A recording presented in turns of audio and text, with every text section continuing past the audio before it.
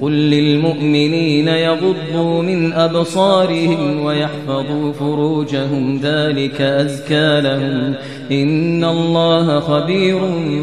بما يصنعون وقل للمؤمنات يغضضن من أبصارهن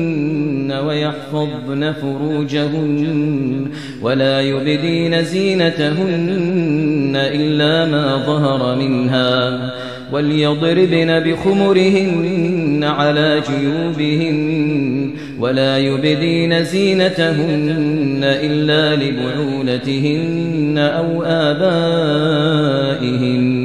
أو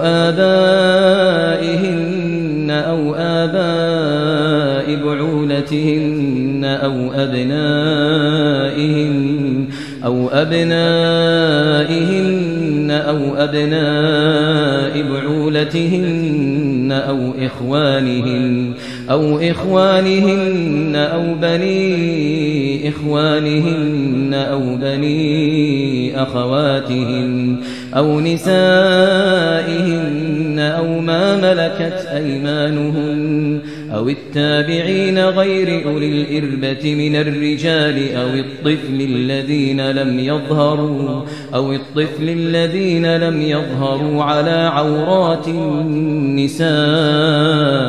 ولا يضربن بأرجلهن ليعلم ما يخفين من زينتهن وتوبوا إلى الله جميعا